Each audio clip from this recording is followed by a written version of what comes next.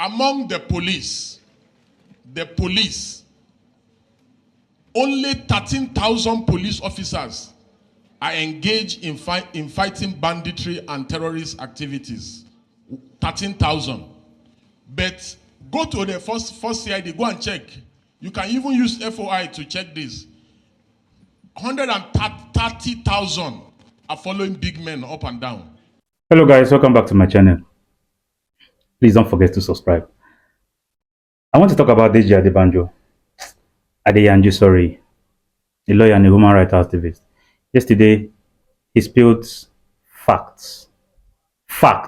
Let me give you a simple analogy how doomed this country is. You see, among the police, only 13,000 police officers are engaged in fighting banditry and terrorist activities. 13,000. But go to the first CID, go and check. You can even use FOI to check this.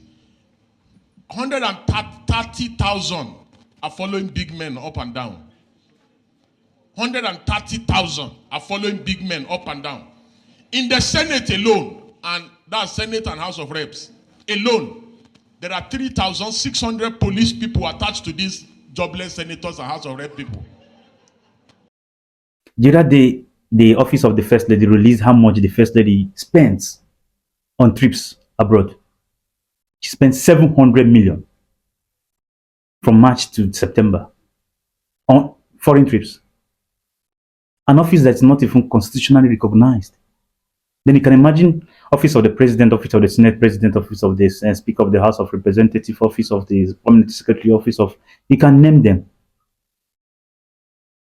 All these monies that we are supposed to use to better the lives of our citizens are being used and being pocketed by the few, not up to 2% of our population. Everything is doomed. A country where some people are lawless. Yesterday or day before yesterday, Yaya Bello went to the office of the EFCC and he was not arrested. It's like they think we are still fools. We don't know what they are doing. Even when we let them know that we know what they are doing, they don't care. The Senate President the other time said that we can go ahead with the protest while he will be eating and watching us protest. You can imagine the infantry. One small boy, just because he does Yahoo, he commands 4 or 5 policemen. That's why the country is fucked. I'm sorry to use the word, the F word. The country is doomed for real, and there's no coming back from it. Any nation where the police, the SSS, the army are subcontracted to politicians instead of policing the nation can never work. Forget about this cosmetic surgery and all these things. And believe me, as we are here, I can assure you that there are more than 200 conferences going on in Abuja right now. Nothing comes out of these conferences. Absolutely nothing. If you go to Merit House, if you go to Transcorp, if you go to Sheraton, if you go to Ibro Hotel, even here, I think there are about 4 or 5 conferences going on here today. These are conferences, you print conference material, they do flyer, they do banner, we are wasting time in this country. Nigeria needs active citizens who will just wake up early in the morning on a faithful Wednesday or Thursday or Friday and occupy the entire nation and demand for reform and demand that these armed robbers, these buccaneers who are in the National Assembly, that they must stop stealing. A situation where you have the national budget, and 80% of the national budget is stolen. Is stolen. Blatantly stolen. And you expect me, you tell me that things can work. A situation where in a country, somebody stands in a church and says, lion carried him on his back. And people actually believe. People believe. So how do you want such a nation to work? And again, can you really blame them? You can't blame them, because go and check all nations of the earth where governments have failed, people turn to God and religion. That's why you see people. Are you not surprised that Nigerians are calling on God of Israel, but Israel is calling on Iron Dome for protection? So, having said that, it's also important to say that if not for social media, where will we have been able to see the Akpabios of this world that will tell citizens and insult them that while you are protesting, I'll be eating? You know, if not for social media, how would we have seen Abelo resisting arrest by EFCC?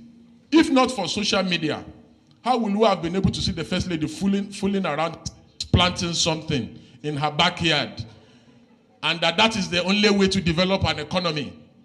If not for social media, how will we have been able to know the abracadabra of Dangote and the NMPC and all their wuru-wuru? If not for social media, how will we have been able to see the miracle of off your mic? You remember when the other man was accused of stealing 80-something billion naira, and immediately they started asking him questions in the National Assembly. He fainted. You know, if not for social media, how will we have been able to see the exposure of tribal bigots online who tells Igbos not to vote in Lagos in their own country on election day? Where are we heading to? If we continue like this, there was a country. There was a country will be our case. Because everything reminds you of failure. Everything reminds you of misappropriation, wickedness, evil.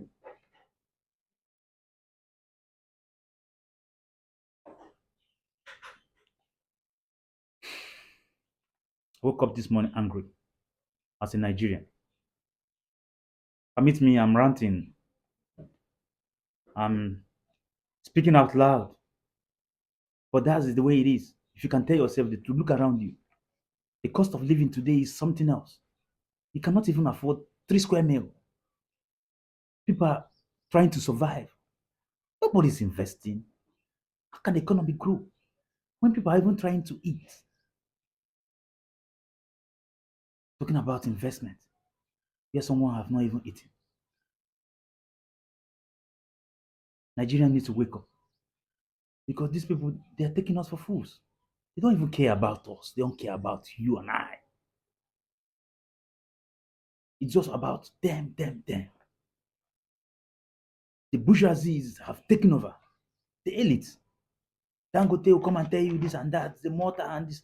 They are all the same. They are all the same. They have one interest: to amass wealth and nothing more. They don't care about you. You just have to wake up. You just have to realize that your life don't matter to them. Election is around the corner in Edo State. If you like, sell your vote with for peanuts, 5,000, and you suffer for 8 years. Same with general election coming up in 2017. You have the power as the people. Your vote is your power.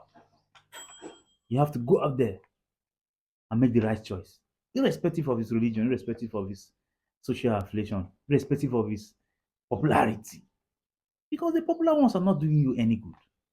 Irrespective of his religion, irrespective of his tribe. Square hole, square pegs in square hole. People who can deliver is what we need. People who will take us far away from where you are today. Sorry, I have to rant, but that's the way I feel. Thanks for watching once again. Please don't forget to subscribe.